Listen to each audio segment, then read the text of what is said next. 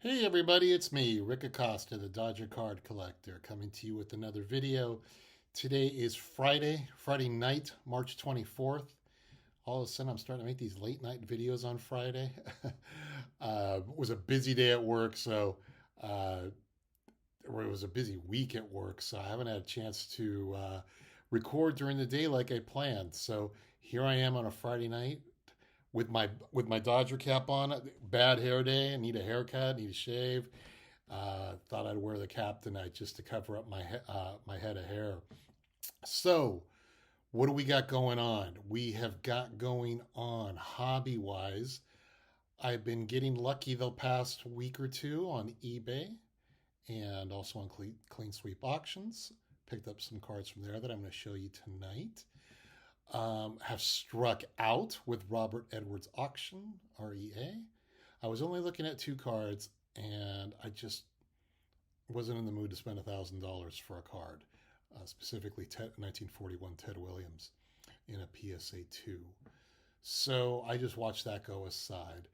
But luckily, there are plenty of other auctions out there, and we'll have to see what happens there.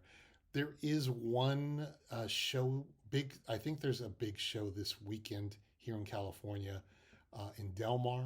I live about 100 miles north of Del Mar, and I was contemplating going uh, after $40 in gas, $20 in parking, $20 in admission. I was like, going, do I really want to go to this show? I heard the show last time, which I believe was in October. There wasn't much vintage there, and the one great seller of vintage that was there last time, Ashish J, he's not going to be there this time.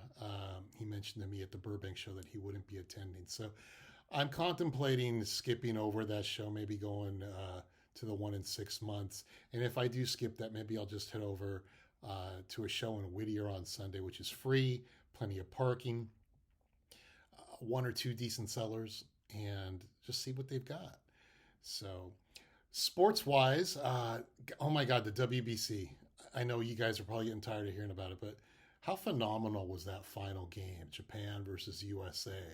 Shohei Ohtani versus Mike Trout in the ninth inning. I mean, who wrote this script? It was awesome. It was amazing when Trout struck out. I was actually stunned. I thought Trout would hit a home run and tie up the game there, but it didn't happen. I'm not much of a Tops Now buyer. I have bought a few in the past. I did see the Tops Now card for Otani striking out Trout, and it's incredible.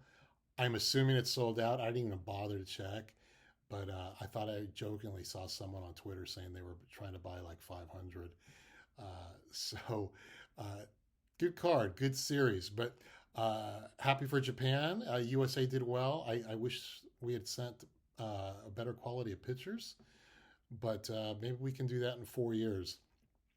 One of the things I wanted to bring up to you in about the World Baseball Classic was my home country. My family comes from Colombia. I was born here in the States, and I'm very much I always root for Team USA. But I did take special pride seeing Colombia in the WBC for the second time. They beat Mexico in the first game, which was totally awesome. They were 1-3, and Jose Quintana was supposed to be on the team, but unfortunately he got hurt and decided not to participate. But it brought me to maybe the WBC helped me look up how many Colombians have played in Major League Baseball. And there's not many of them. I would say less than 30. And I realized I had a couple of cards from some of the players from Colombia that have played in the majors. So I thought I'd share with you some of those cards. I think I'm going to plan on doing something bigger in the future, but for now I'm going to show you a small sample of some of the Colombian players who have played in Major League Baseball, along with some of my new pickups from the past week, which I always love new pickups. So let me turn the camera around and we'll take a look at what we got. Now, here are four players that are represented here. They might not be the most famous players that played from Colombia in the majors, but I thought they were a good representation of the past and the present of players from Colombia who have played in the majors. Now, on the first in the upper left-hand corner, 1977 Topps, Orlando Ramirez from Cartagena. He played 5 years for the California Angels in the 1970s. And on the right, 1984 Fleer update, is Jackie Gutierrez, also from Cartagena. He played 6 years with the Red Sox, the Orioles, and the Phillies in the 1980s. On the bottom row, you're going to see Julio Teheran from Cartagena. He played 9 seasons for the Braves, and he is represented here with his 2014 Topps Heritage card. And the last card, which is also a 2014 Topps Heritage card, is Jose Quintana from Arjona Bolívar. And he's had a 13-year career primarily with the White Sox and the Cubs. I know he spent some time on the Pirates and on the Cardinals. And like I said, here are 4 guys from Colombia who have played in the major leagues. And I just wanted to acknowledge them in honor of the WBC being played here the past week. Now let's take a look at some of my recent pickups, starting with the 1934 to 36 batter up, Dan Taylor. Dan Taylor played 5 seasons with Brooklyn from 1932 to 1936. He also played with the Cubs and the Senators. And as I mentioned, this is one of those batter up cards where you pop it up and you like stand it up. So this is the 8th card from the Dodger team set. Blank back. I need 2 more to finish. One of them being Hack Wilson. This card was labeled SGC, labeled it authentic because the minimum size was not met. I picked it up at a damn good price though, so I couldn't pack it up, or couldn't pass it up. So that's Dan Taylor. One of my recent eBay winnings, by the way, the Dan Taylor was also from eBay. The next 2 are also from eBay. 1961 Topps Frank Robinson All-Star card. I'm quietly working on the 1961 Topps All-Star subset. I think this will make 4 cards that I have. But as I mentioned to you in a previous video, just love this card. Picked this Robinson up at a good price. That year, Robinson, 1961, he was on the All-Star team, 37 home runs, 124 RBIs, 323 batting average. He led the league in slugging percentage and in OPS.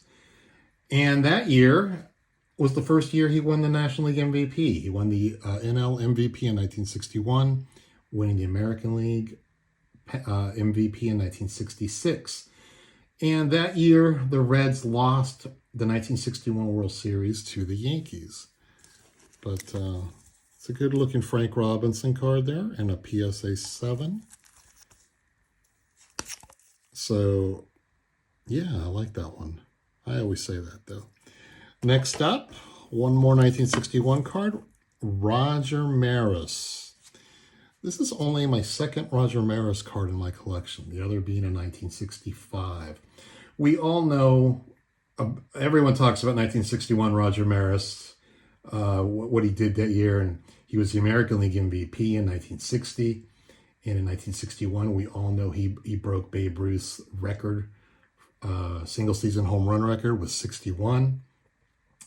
And that year, he also had 141 RBIs with a 269 batting average. I tried to find something new that none of you that no one ever hears about. And the only thing I came up with, and I'm not really going to go into it just because I don't know how true this is. I picked this up from Wikipedia, and I know I'll have some of my Yankee friends will probably know way more about this than I do. Supposedly the Yankees were sign stealing in 1961.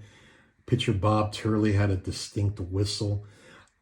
I'm really not going to get into it just because I don't know it's legit. But like I said, I know I have some Yankee friends out there who, if they haven't heard the story, then I know it's not legit. If they've heard of the story, they will gladly go ahead and bring it up in the comments section. But like I said, the Maris card, he had a phenomenal year in 61. Picked this one up off of eBay. The Robinson and the Maris, I picked up both of them I would say 20% under PSA, under VCP price. So pretty pleased there. So I have 4 of the 22 All-Star cards. I have Maris, Robinson, Whitey Ford, Willie Mays.